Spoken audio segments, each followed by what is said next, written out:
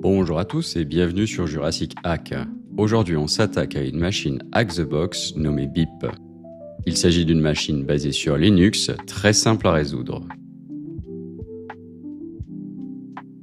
Comme d'habitude, nous allons démarrer un nouveau terminal et exécuter la commande nmap afin d'effectuer un scan de port. Nous allons également ajouter l'option -sv afin d'effectuer un scan des services.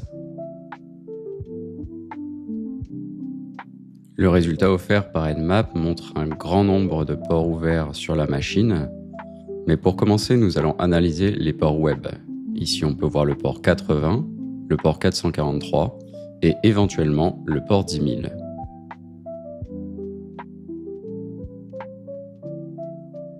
Nous allons donc ouvrir un nouveau navigateur web et rentrer http / suivi de l'adresse IP.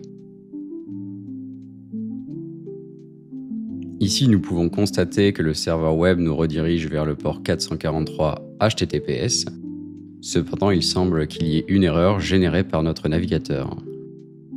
La version minimum de TLS autorisée par notre navigateur étant supérieure à celle que le serveur est capable de fournir, nous allons modifier les options du navigateur en ouvrant un nouvel onglet et en insérant la commande about:config.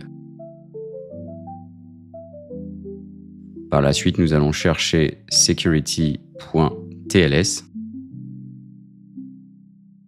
et changer la valeur de security.tls.version.min de 3 à 1.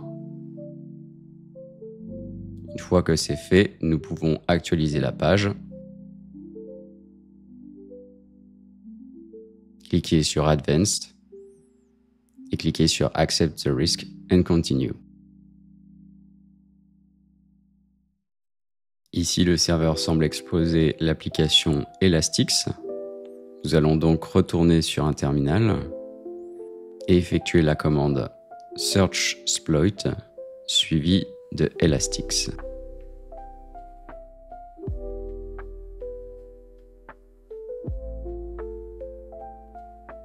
N'ayant pas connaissance de la version utilisée par l'application, nous allons commencer par tester le Local File Inclusion qui pourrait nous permettre de lire des fichiers de configuration ou d'autres fichiers sur le serveur.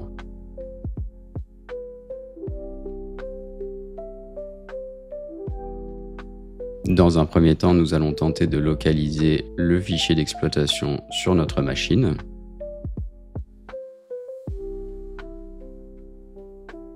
Et lire ce fichier afin de comprendre comment fonctionne le code d'exploitation.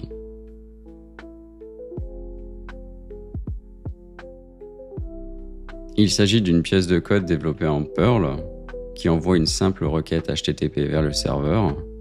On peut notamment voir le fichier que celui-ci va lire. Il s'agit de amportal.conf. Nous allons donc simplement copier la ligne contenant l'exploit et retourner sur notre navigateur. Puis ajouter cette ligne à notre URL. Parfait, nous avons accès au fichier de configuration. Si l'on recherche dans la page le mot pass, nous pouvons éventuellement constater qu'il existe plusieurs lignes contenant des mots de passe, notamment celle-ci. Nous avons également un autre mot de passe, password avec un 0. Nous allons tenter d'utiliser ce premier mot de passe dans la page administrateur de Elastix. Par défaut, le compte administrateur de Elastix est admin. Nous allons donc insérer ce nom d'utilisateur suivi du mot de passe découvert. Excellent. Nous avons accès à Elastix. Cependant, avant d'analyser l'application pour déterminer s'il est possible d'obtenir un shell sur la machine via celle-ci, nous allons utiliser un autre type de technique, la réutilisation de mots de passe. Nous allons donc tenter de nous connecter en SSH avec le compte d'utilisateur admin suivi du mot de passe découvert. Nous allons donc rentrer la commande SSH espace admin suivi de l'adresse IP de la machine.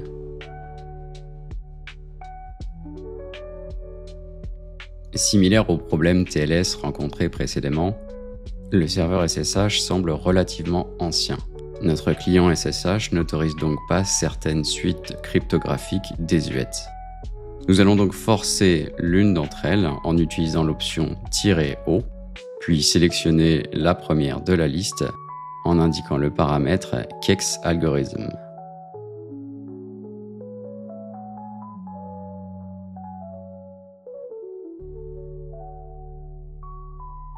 Autre problème, notre client et notre serveur SSH n'ont pas réussi à se mettre d'accord sur un algorithme de clé publique.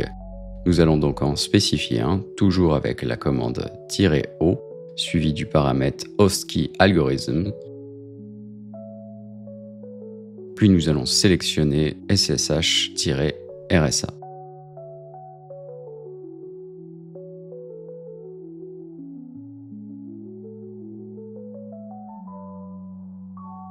Excellent. Maintenant, le serveur nous autorise à nous connecter. Nous allons donc rentrer le mot de passe précédemment découvert pour le compte admin.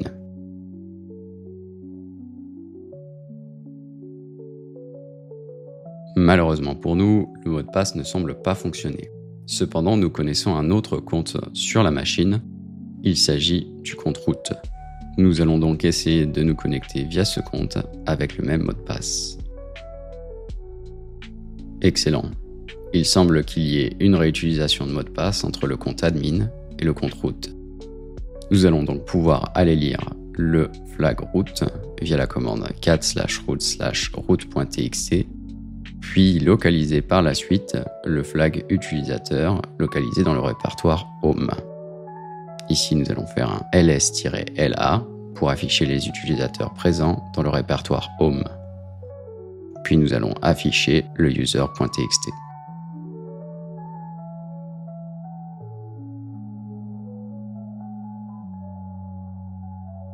C'est tout pour aujourd'hui, merci à tous de m'avoir écouté, et surtout si la vidéo vous a plu, n'hésitez pas à laisser un commentaire et à vous abonner à la chaîne.